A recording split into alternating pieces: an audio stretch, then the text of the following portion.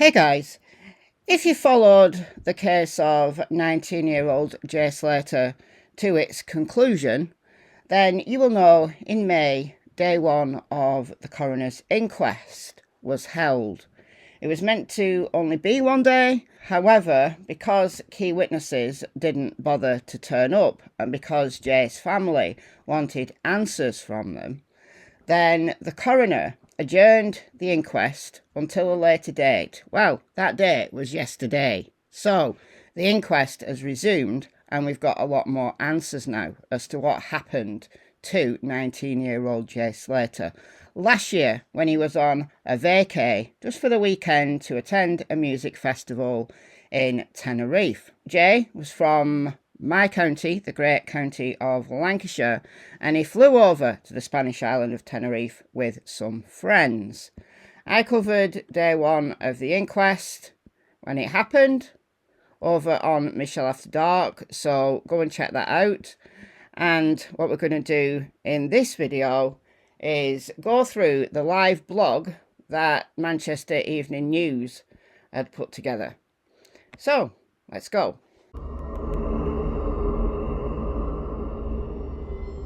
Inquest Resumes. We're going to read it from the ground up to do this chronologically.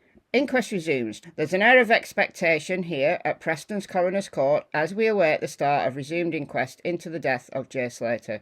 The inquest was held in May, but the coroner, Dr. James Adley, agreed to adjourn proceedings to allow further attempts to contact missing witnesses, in particular Ayub Qassim and Stephen Rockus, who were staying in the Airbnb where Jay was last seen. This is what the coroner said when the inquest was adjourned in May. James Adley said, "The question in any inquest is that of how somebody comes by their death. The difficulty is in the interpretation. We could simply deal with Jay's death by the fact that he has walked into the middle of nowhere and fallen off a cliff." Addressing Jay's mother, Debbie, he continued, "However, you wish to speak to the witnesses who last saw him. You have heard of the difficulties we have had trying to find these two witnesses. In view of your distress and your need for answers, we will make an attempt to find them again using whatever means we can. I am not confident of success, but I will do what I can." The inquest in May was listed for one day, and the court had heard most of the evidence when Jay's family requested it be adjourned to attempt to locate the missing witnesses. The resumed inquest is listed for 2 days, today and tomorrow, although it may not last that long. Today's coroner is Dr. James Adley, who was actually recently retired. He was due to retire a week after the inquest in May. He's returned to hear the resumed inquest into Jay's death under a piece of coronial legislation which allows him to do so despite having recently retired. He was Lancashire's most senior coroner. He does all the high-profile cases. Like someone else, they're going to have to pick up the slack now. But he did Nicola Bullies, if anybody remembers that. Okay, Lucy Law, Jay's friend, who did not give evidence at the inquest in May, is due to give evidence today via video link. Our colleagues at Lancs Live wrote a detailed article about why the inquest was adjourned earlier in the year, or you can go and watch my video, 22 minutes of it.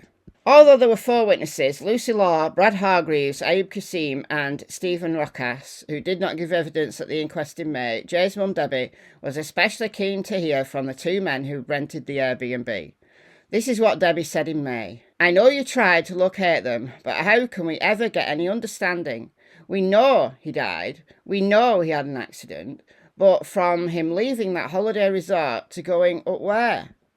We read the statements. There are things we want to question. We want these people in front of us.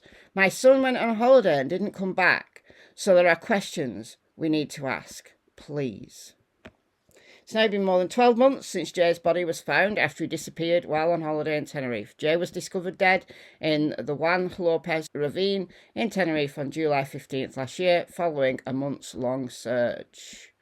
At a previous hearing, coroner's officer said police had attempted to serve a witness summons on Lucy Law, a friend who was with Jay in Tenerife, but she couldn't be found. Meanwhile, Brad Hargreaves, who also uses the surname Bradley Georgian, maybe? Georgigan, and who was also with Jane Tenerife last June, was on holiday, which he had booked the previous October. The two other witnesses, Ayub Qassim and Stephen Rokas, were believed to be in London but could not be found. Police have made several attempts to serve witnesses of Mr. Qassim and Mr. Rokas. I assume that should be served subpoenas, I'm guessing. In May, the court heard that at least one of the two men had recently been in prison. So there's Debbie arriving at court. Extra security has been drafted in to police the inquest. A police car is also stationed outside. As happened with the inquest into the death of Nicola Bulley, anyone who wanted to attend had to apply, including members of the press. We don't yet know if any members of the public are being admitted into court, as there are limited seats and there's a large group of Jay's friends and family still to come into court. As well as limited number of places in court being made available to reporters, some members of the press are also on live video link to watch proceedings from elsewhere. There's also a number of press photographers outside the court building. We're starting to see people being brought into court now, including a barrister who is representing Jay's family. Today's coroner is Dr. James Adley, who oversaw the inquest into the death of Nicola Bulley in 2023. As a highly experienced coroner of 20 years, as well as a qualified barrister and medical surgeon, Dr. Adley has ruled on some of Lancashire's most high-profile inquests. That guy is an overachiever, qualified lawyer, as well as a surgeon. At the inquest in May, Home Office pathologist Dr. Richard Shepherd said that the patterns of Jay's injuries were entirely consistent with a heli fall from height. Although he suffered several injuries, that to the head is by far the most important one in understanding why Jay died. The head injury which Jay suffered would have had an immediate and devastating effect. The injury is so severe, I have no doubt at all that he would have been rendered immediately unconscious. Day one of the inquest in May, the pathologist provided a cause of death as head injury. A CT scan showed that there was a severe fracture of the head. The Spanish authorities also concluded that the cause of Jay's death was severe traumatic brain injury. Home Office pathologist Dr. Richard Shepherd said that even if Jay had been admitted to a specialist neurosurgical unit, his head injury was so serious it is highly unlikely he could have survived. The injury was so severe that death was either instantaneous or extremely quick. Everyone is now being brought into court, including Jay's family. This indicates that the inquest is about to resume. A large photograph of Jay on canvas has been brought into court and placed at the front of the room. Jay's mum Debbie and her partner Andy are now also coming into court. Jay's brother and Jay's dad are also here. Brad Hargreaves, or Georgian, has now come into court. The inquest is now getting underway. The coroner, Dr. James Adley, says, "This is the resumed inquest into the death of J.D. and Slater that occurred in Tenerife, but has been repatriated to Lancashire in my jurisdiction, and that is why it's being held here." One of the two men who rented the Airbnb, Ayub Qassim, is due to give evidence via video link from a foreign country. The other man, Stephen Rokas, has not been located. All right. So we got Ayub, not Stephen, though. The coroner said he's doing this of his own volition. As he's abroad, I cannot compel him to give evidence. The coroner says Lucy Law, one of Jay's friends who was within Tenerife, is giving evidence via video link because of the condition she's in. Okay. What that means. He also issues a warning about what will be discussed in court. This death has received considerable media conjecture and speculation. This court deals only in fact. This is what can be proved and what evidence is of certain events. This is not a forum for wild conjecture and speculation. That is not appropriate in the slightest. Bradley Georgian, whatever, is also known as Brad Hargreaves, is now giving evidence. Brad says after he, Jay and Lucy arrived in Tenerife, he and Jay put their bags in the apartment and went out. They were drinking until 5 a.m. They met Brandon Hodgson, who had been friends with the two other men, Ayub Qassim and Stephen Rokas, known as Rocky, for some time. Brad says they all got on with Ayub and Rocky. "We went to sleep and the following day we went for breakfast," said Brad.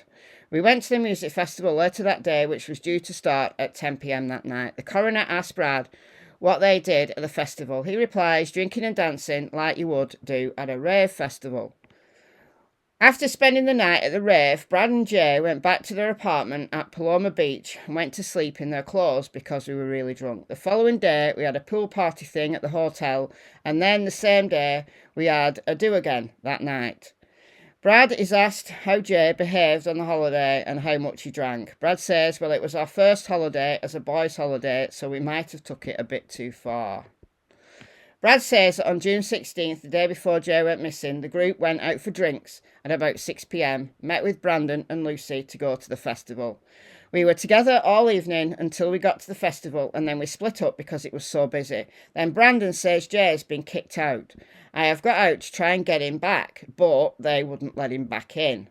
Inside the club, Jay was so drunk he couldn't stand up. But when the group met up outside, he was in a better state, Brad says. He wasn't as bad as when we were inside. Inside, everyone is clamped together and you get out. Brad says that Jay had taken ecstasy and cocaine on the night of June 16th. Brad says he'd also taken ketamine on the holiday, but Brad isn't sure if he'd taken it on that night. And those drugs were in Jay's system when he was found. Brad says Jay would be a 6 on a scale of 1 to 10 of drunkenness. If he couldn't stand up, I'd think it's probably more than 6. He describes Jay as giddy, added, we were both just having a laugh with each other. Brad says that Lucy came out of the club at 3:25 a.m. and the group then went to the club called Sugar Reef.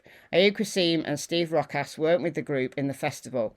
Brad tells the Inquest they didn't come to the festival, they were just always out on the strip. The court hears Jay sent a Snapchat to Brad in which he says he'd taken a watch. Jay then sent another Snapchat to Brad in which he said going back to Ayub and Stephen's Airbnb and sleeping there. Although in an earlier statement Brad said he was worried about Jay, when asked about it in court he says, they were with us for 3 days so I trusted them as much as Jay. I didn't think anything of it. Jay then called Brad on Snapchat again and said he was walking down a road. The court hears. Jay told Brad, I'm going to come back. He said, at that point, I might have been feeling a little worried. He said, I'm going to come back down. And he was asking if we had any drinks left at the apartment.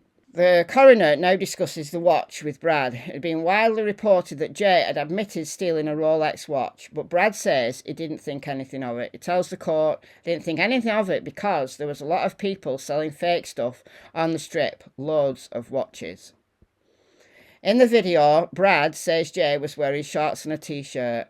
Brad says he told Jay to check maps on his phone and see how far away he was from the Paloma Beach apartment.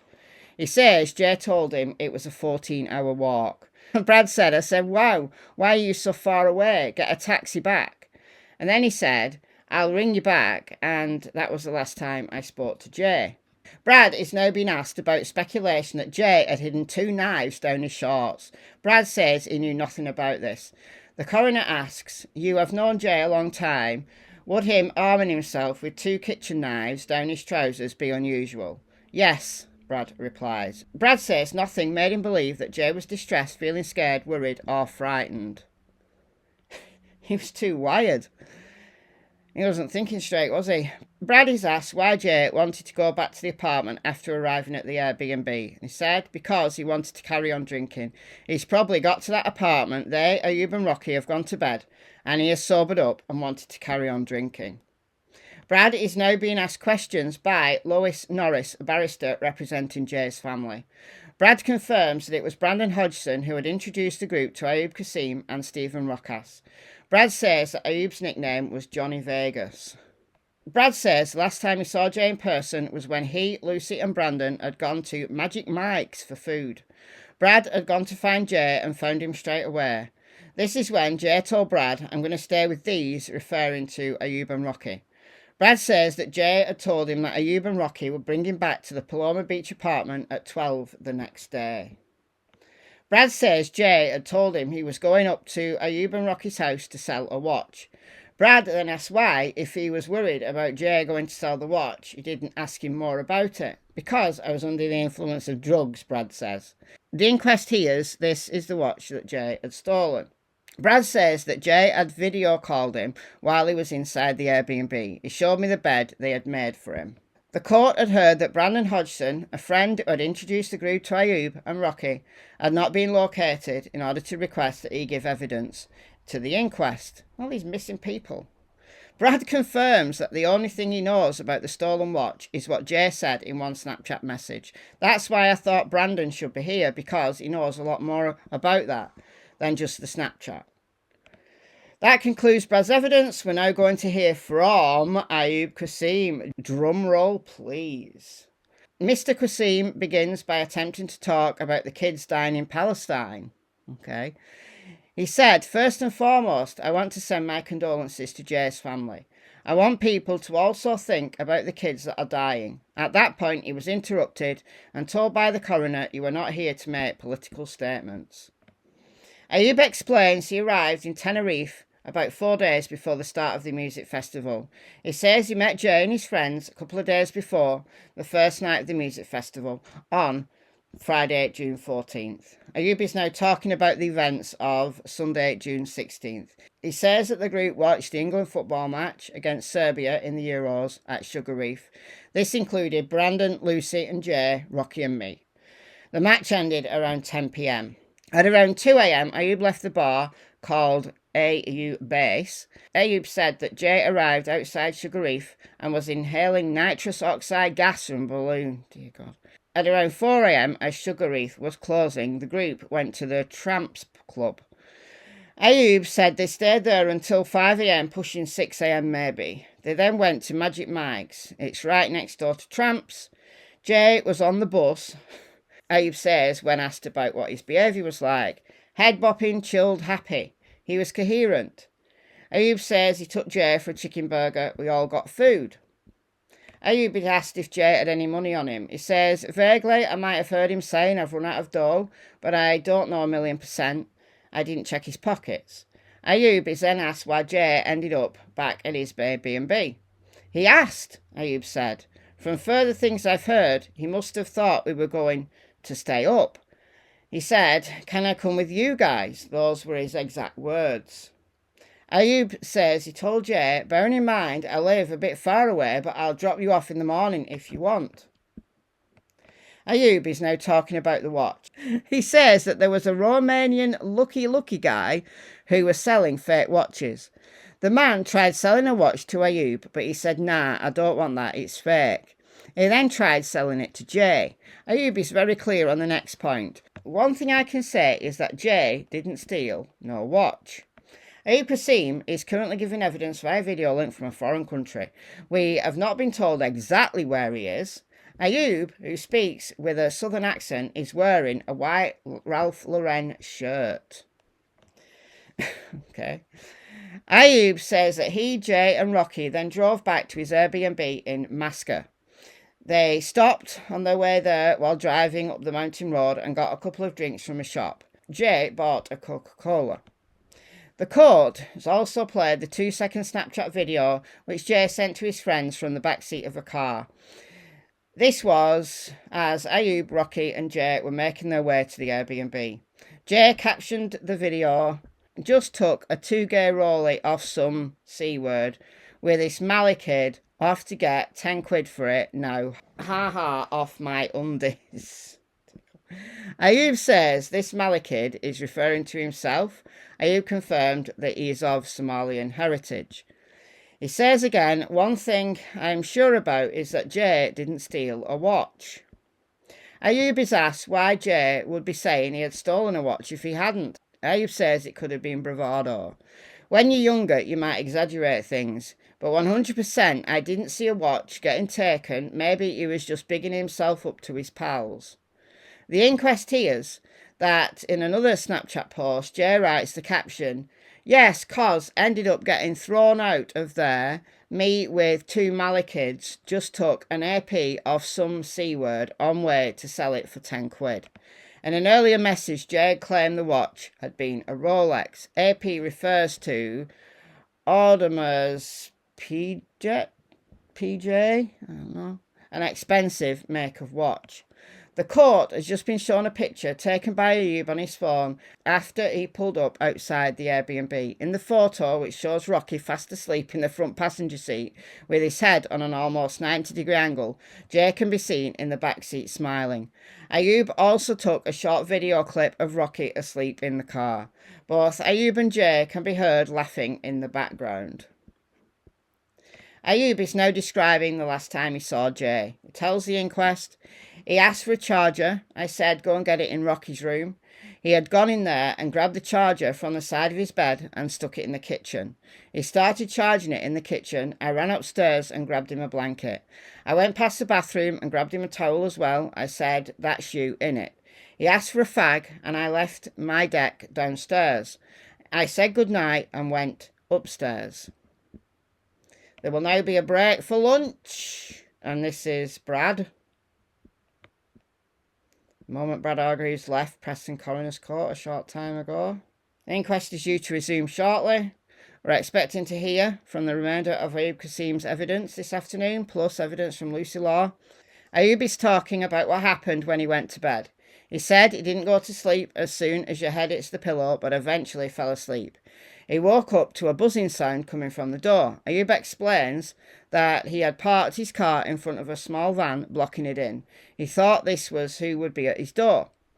I had only had an hour's sleep. I went downstairs and saw Jay standing there. Ayub says he went to answer the door and a woman with two men, one of whom was holding a wheelbarrow, directed him to where he could park his car without blocking them in. I walked over and apologised, and then Jay was talking to the woman. Ayub saying that Jay was probably still awake because he was still on things and buzzing. Those kind of things stop you from going to sleep unless you are taking a sleeping pill or smoke a bit of cannabis, he said. Ayub is asked what kind of state Jay was in when he went downstairs to move his car. Was he still under the influence, the coroner asks. I think, yeah, he would have been, said Ayub. Ayub said Jay then told him he was going to catch a bus back to his apartment. Ayub says, no bus is coming anytime soon. It's not one of those places where the bus comes every 5 to 10 minutes. Jay replied, no, I spoke to that woman. She said the bus is coming in 10 minutes. I said, no, it don't, bro. Chill out, G. I'll drop you off later. I think there was a language barrier. Maybe she was saying the bus was going to come at 10 o'clock, not in 10 minutes. Ayub tells the court he looked at Jay and saw that he was sweet. So it's like sounding it, Ayub said. What could I have done? I'm not going to say stay here now. I just said, if you need me, I'm here. I shut the door, go back upstairs to sleep. Ayub is being asked about his friendship with Brandon Hodgson. Ayub told police in a statement that he was friends with Brandon. In a statement to Spanish police, however, Brandon claims he didn't know Ayub. Which is true? Asked Lois Norris, the barrister representing Jay's family. If you put both together and meet in the middle, Ayub responds. You know, we're cool sort of thing. I've known his brother for a longer time. Ayub confirms the Johnny Vegas nicknames, said he's got lots of them. Ayub has now finished giving evidence. Lucy Law, Jay's friend, who was with him in Tenerife, is now giving evidence via video link. Lucy explained she'd known Jay for 6 or 7 years since the start of secondary school. Jay was a year above Lucy in school. Lucy is now disputing evidence by Brad Jason. Brad said earlier that the group had landed in Tenerife at around 2 a.m, dropped off their bags at the apartment before going to find a bar on the strip. Is that your recollection? The coroner asked Lucy. No, she says, my apartment wasn't ready until check-in at 2 p.m. the following day. We got a taxi to Jay and Brad's apartment and I left my stuff there. We then all went to Brandon's apartment and stayed there. I have no recollection of going to the strip. I definitely didn't go to the strip that day.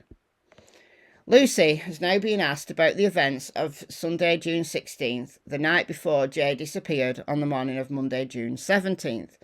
She and Brandon had gone to a bar called Veronica's to watch the England match. Jay and Brad joined them for around 20 minutes and then left. The group met up again at around 12 midnight. Lucy is asked how drunk Jay was. He was visibly intoxicated, but I wouldn't say he was in a state or anything. He wasn't mangled, she replied. The group then headed back out to the Energy Festival at Papagayo. At one point, Jay told Lucy he was going to the toilet, but when he hadn't returned after a while, she went to look for him. She says, we all split up to try and find him in the place, but then none of us could find him in there. So at some point, our phones were nearly dead and he was still not answering his phone. We left to see if we could find him outside. We had a look on the strip.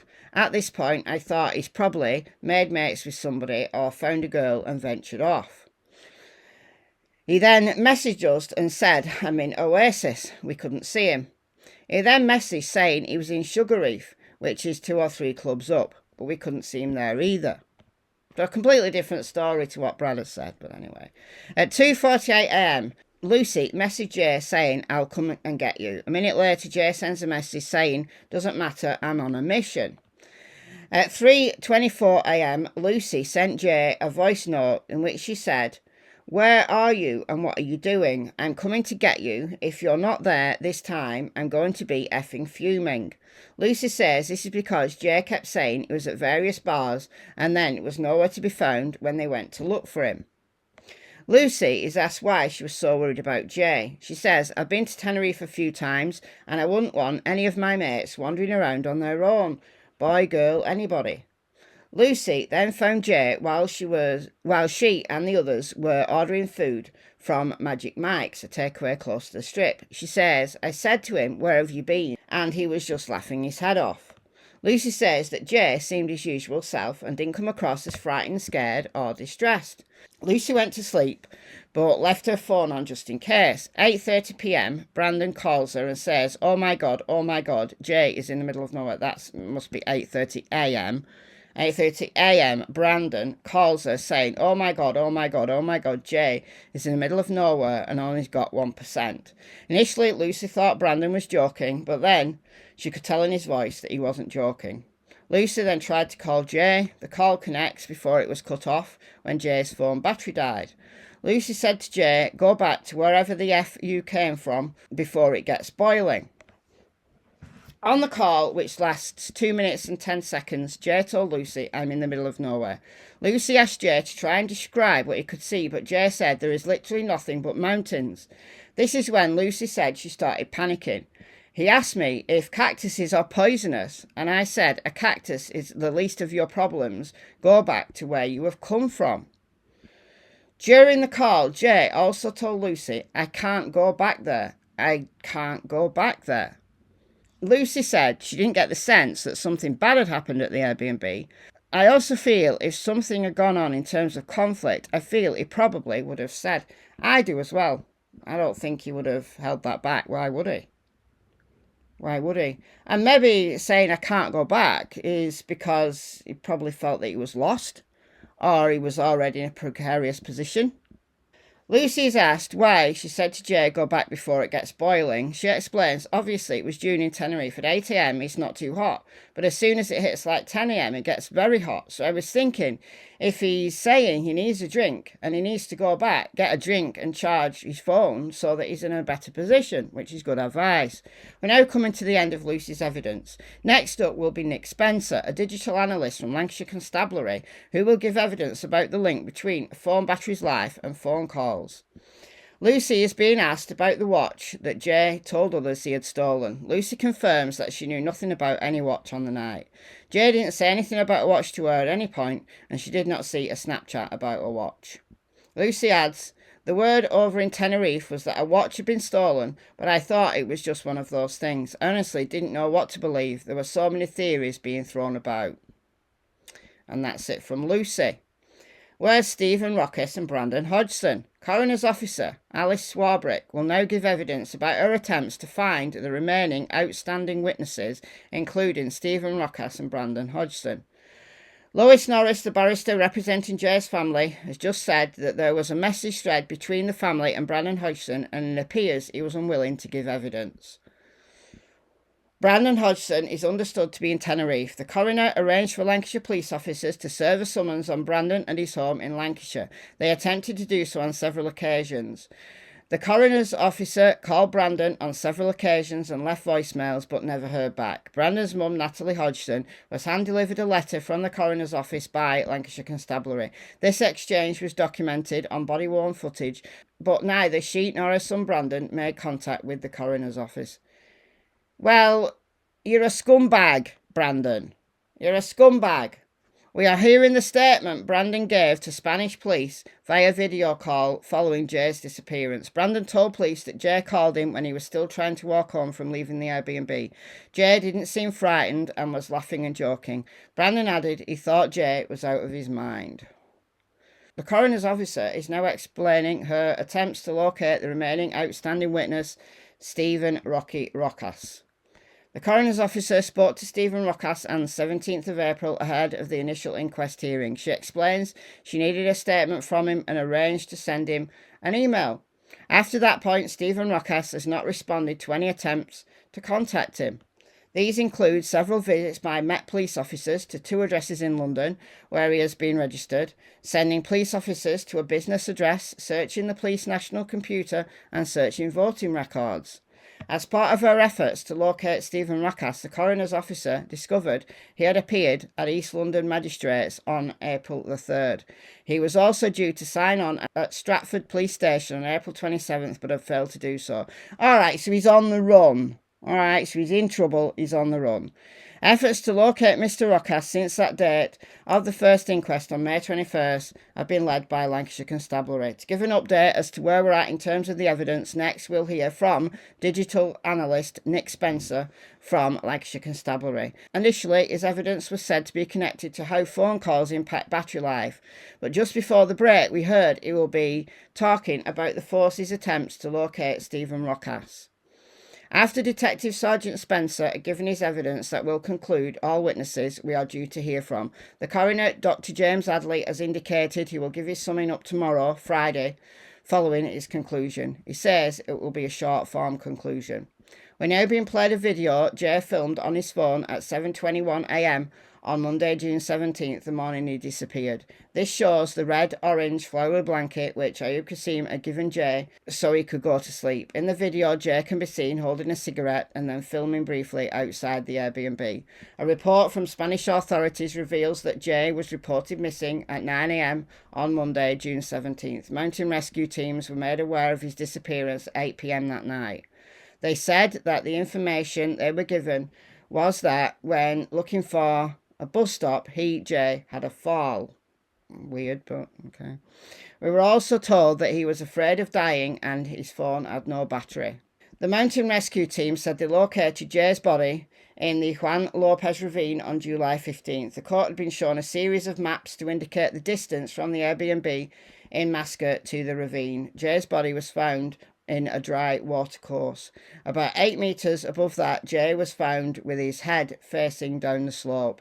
Approximately 20 metres above that was an Armani bag with Jay's phone and various gas canisters inside it. The mountain rescue group said Jay's lack of experience in mountain regions, recklessness, lack of fitness or self-control, and lack of equipment all played a part in his death. The weather and loose falling rocks could also have been factors. The mountain rescue team could not explain why he chose to go down into the ravine. Jay was unfamiliar with the area and the direction he was headed in could have given the impression there was a settlement. I think he was heading for the sea. I think he thought if he could get to the sea, then he'd just walk down the beach and there he would be back at his apartment, because that's what people stupidly believe when they don't recognise the amount of distance involved, especially when you're still under the influence of a whole bunch of substances. The ravine features sheer high cliffs and dense undergrowth. He had been on the move since the previous day with no rest. His faculties will have been greatly reduced. The area is very rough and unstable with a steep slope, and it would be easy to slip on the rocks and fall into the void. Their conclusion was, in their opinion, the death must have occurred as an accidental fall. The fact that the bag was 15 to 20 metres above him indicates he was walking in this location when he fell. The post-mortem findings were compatible with a fall from height. The only other plausible explanation that he thought there was a beach or settlement at the end of the ravine where he could have sought help. Yeah, he was heading for the beach, I'm telling you, because from the top you can see the sea. And he wouldn't have realised what a steep, sharp drop it was, and things in the distance look closer than they really are. You know yourself. Jay's parents are both wearing blue heart-shaped pin badges with a J in the middle. DS Nick Spencer gave evidence. We're now hearing from DS Nick Spencer from Lancashire Constabulary. He's in charge of the Digital Investigation Unit.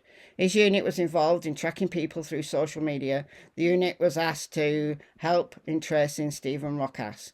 Greater Manchester Police and Lancashire Police visited a flat in Manchester. The water bill for this property is in Stephen Rockass's name. His phone also regularly self-cited in the Manchester area. There was no answer. The court is now hearing about the various locations where Jay's phone pinged while in Tenerife. This includes an extremely lengthy and complex colour-coded spreadsheet compiled by Lancashire Police which shows who Jay spoke to or sent messages to, which app he used, and the mobile phone towers his phone connected to at the relevant times. The spreadsheet shows that 8:27 a.m. on the morning Jay disappeared, his phone had just 3% battery. He made an outgoing Snapchat call to Lucy Law, which lasted only 3 seconds. There was then another call to Lucy, which lasted 22 seconds. The records then indicate his battery was on 1%. The last ping when Jay's mobile phone logged a data session was 8:43 a.m. The coroner just issued a stern warning. The spreadsheet, which was shown on the screen, included phone numbers for some individuals. The coroner says you are not to copy or publish or circulate any of the telephone numbers that are on there. Why didn't you redact them, Lancashire Constabulary? If I find out anybody has, it will be contempt of court, and I will treat this extraordinarily seriously. I have the same powers as a High Court judge, and I would be wary about doing that. The warning is mostly directed at those who are watching proceedings via the video link. DS Spencer had shown the location of the mobile phone cell tower which Jay's phone last connected to. He is now explaining that a mobile phone won't necessarily always connect to the closest mast. He gives an example. I have walked along the white cliffs of Dover, how poetic, and down on the beach, and my phone connected to a cell in France. No way. The inquest is now ending for the day. I'd have liked to have known more about this guy's testimony. Not giving him very much to go on here. The inquest is now ending for the day. The coroner will deliver his summing up tomorrow morning, with proceedings starting at 10 a.m. Okay, so we are now, because I'm recording this at like 2:30 in the afternoon of that day, we are now able to fast forward to the conclusion, which happened just a few hours ago. Welcome to the final day of the inquest into Jay Slater's disappearance and death. The coroner, Dr. James Adley, is due to enter the courtroom shortly to deliver his summing up of everything we've heard from witnesses throughout the hearing. The coroner has indicated that his conclusion will be a short form one. Short form conclusions include accident, suicide, misadventure, where death is the unintended consequences of an intended act, unlawful killing, industrial disease, drug-related death, alcohol-related death, natural causes, or road traffic collision. Obviously, in this case, most of those will not be relevant. Okay, we're about to begin. Coroner's in. To recap, the coroner is Dr. James Adley, who also oversaw the inquest into the death of Nicola Bulley. Dr. Adley recently retired, but he's returned as a temporary coroner under legislation that allows him to do so when a case has not concluded. Okay, we're underway. Statement from Jay's mum, Debbie. We're hearing a statement from Jay's mum in which she describes her son as the life and soul. She says our lives will never be the same. Please remember that Jay was a real person. He may just have been a story, but he did touch the hearts of the nation. Debbie also said Jay had a wonderful life full of fun. He loved going abroad every year and was always the centre of attention. He was always a popular boy and had many, many friends. He loved his family very much. The statement continues, he was learning to drive and had many plans and a bright future ahead of him. He was counting down the days when he flew to Tenerife. Never in a million years did we predict what was to unfold. Jay was a bundle of fun with a constant smile. The coroner is now delivering his summing up. He is explaining how Jay's body was formally identified using his fingertips and palm prints. The post-mortem, so the autopsy, noted that Jay's body had undergone extensive mummification due to him being out in the hot sun for several weeks before he was discovered on July 15th. Pathologist Dr. Mark Shepherd, wasn't it Richard Shepherd yesterday? Has he changed his name? said Jay's death was probably instantaneous. The cause of death was severe traumatic brain injury. I hope that is of some consolation to the family that Jay would have been unaware of the situation after his fall. So this is them. That's Debbie. That's Jay's dad, Warren. Toxicology tests revealed Jay had taken MDMA, cocaine, and alcohol prior to his death. The Spanish authorities also conducted a toxicology analysis which detected that Jay had also used ketamine shortly before his death and over a longer period. The coroner has referred to Jay and Bradley as being too drunk to get out of their clothes after one night of drinking in Tenerife. Says it gives that some indication of the extent of the partying that occurred. The coroner mentions that a common theme throughout the evidence is that Jay's friends have been asked to recall events after consuming copious amounts of drugs and alcohol. When Jay and his friends met up after he'd been thrown out of the club due to not being able to stand up, they pleaded with him to come home with them, but he insisted on staying out. Jay then asked Ayub if he could stay with him and Steve Rockus. Ayub told Jay it was some distance away but offered to give Jay a lift the following morning. At around 6:09 a.m, Jay sent a Snapchat to Bradley which showed him to be in the Mascot area. Ayub, who was driving, stopped to buy soft drinks, a Fanta for himself, Coca-Cola for Jay and Stephen Rockus. The coroner is now dealing with the issues of the watch. The coroner refers to the various Snapchat messages in which Jay claims to have stolen a watch. Points out that the brand of the watch was different in each message. In evidence, Ayub said people often boosted themselves up in messages. I consider that the watch is irrelevant to the subsequent events, the coroner concluded. The coroner is now turning to the issue of knives. Josh Forshaw, who gave evidence at the inquest in May, said he received a Snapchat from Jay, who was lifting up his top and showing kitchen knives inserted down his trousers in case it kicks off. The coroner points out that Josh didn't ask any questions about this, nor did he mention this to Jay's friends when he took a taxi back to their apartment at 7:30 a.m. on the morning Jay disappeared. I think Jay was just larking about. I think Ayub and Steve have gone to bed and Jay's there still in the partying mood and he's larking about. Knives for boosting, yes. I do not consider this report with the image of knives reliable evidence. It's more likely to be social media boosting. I agree. When Jay told Ayub he was going to catch a bus back to his apartment, Ayub told him that there aren't any buses. However, Jay said he had spoken to the woman who had asked Ayub to move his car, and she said there was one in 10 minutes. Ayub said that Jay still appeared to be under the influence, which would make him more confident and impulsive. At 8 a.m. on the morning he disappeared, Jay's smartwatch records him walking. At 8:10 to 8:15, Louisa Hernandez is driving and saw Jay walking along the right-hand side of the road. She said it appeared he was walking at a brisk pace. At 8:21 a.m, Jay calls Brandon. Brandon said he could see that Jay was in the mountains. Jay told Brandon he was leaving the road because he was heading towards the sea. He could see the sea. He'd gone up the hill. It's mountainous. It's very high. He could see the sea. Brandon says Jay was not hurt or in distress or frightened, but did not appear to be himself. Something he was unable to explain further when asked, the coroner said. Jay then calls Bradley.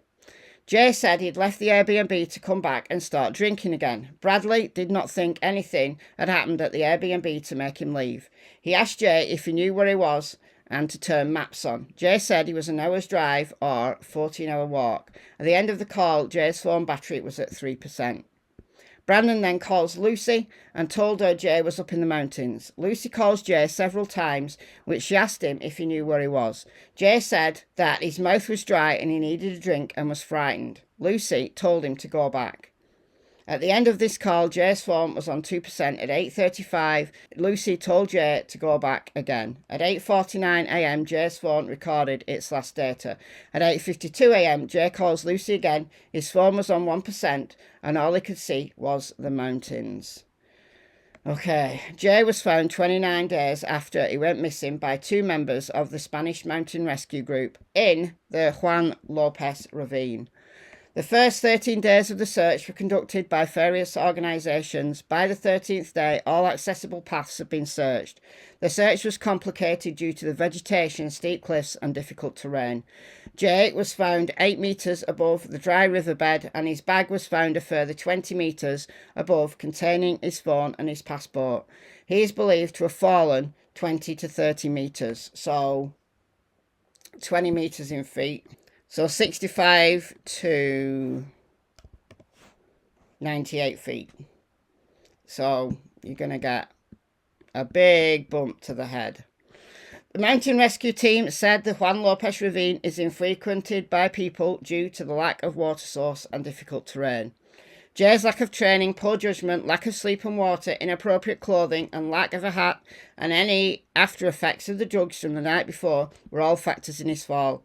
They would seriously compromise Jay's ability to react to a slip or a fall. The coroner has ruled that J. Dean Slater died of accidental death. J. Dean Slater died on the 17th of June in the Juan Lopez ravine in a remote area of Tenerife. While attempting to descend the ravine, J fell in a difficult area. J. Slater fell approximately 20 to 25 metres, resulting in a skull fracture and brain trauma from which he would have died instantly. There was no third party involved. J. Dean Slater died of accidental death. Okay, there we go. I believe that all along, quite frankly. Yes, there were some problematic aspects. Ayub and that other guy were dodgy. But turns out, Jay just fell. Alright guys, let me know what you think in the comments, and I'll see you in the next video.